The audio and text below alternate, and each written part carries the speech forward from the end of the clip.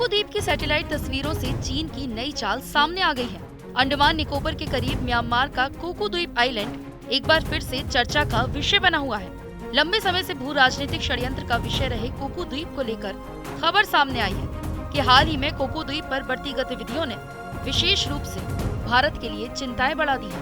बताया जा रहा है कि यहाँ पर नौसैनिक गतिविधियों को बढ़ावा देने के लिए एक बड़ा बेस भी विकसित किया गया है। करीब एक दशक पहले यहाँ का बेस 1300 मीटर लंबा था, जो अब बढ़कर 2300 मीटर हो गया है। इसकी जानकारी लंदन के थिंक टैंक चैथम हाउस ने जारी की थी।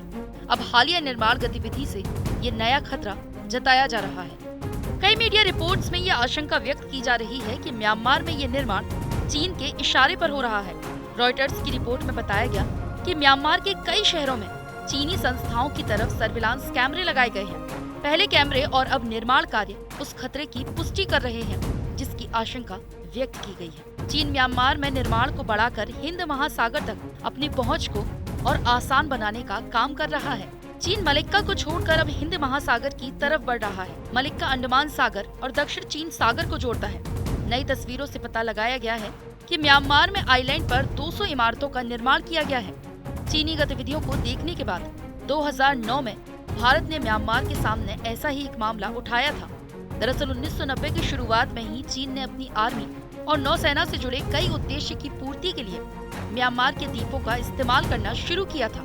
इसी पर भारत ने आपत्ति जताई थी। यांगून, मोलमीन और मैरगुई के पास चीनी विशेषज्ञों ने नौसेना के ठिकानों और रडार से लैस बेस तैयार किया है। लंबे समय से चीन की नजर हिंद महासागर पर है।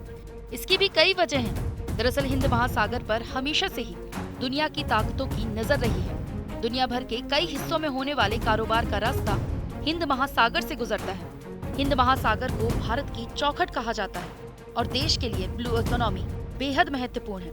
इसलिए चीन ने हिंद महासागर पर अपनी नजरें गड़ा रखी है और म्यांमार के रास्ते अपनी योजना को अंजाम देने की कोशिश में जुटा है। अपनी योजना के जरिए चीन इस पर कब्जा करने के साथ भारत के लिए नई दिक्कतें पैदा कर सकता है। इसके साथ सुरक्षा के लिहाज से भी चीन का ये कदम बड़े खतरे से कम नहीं है।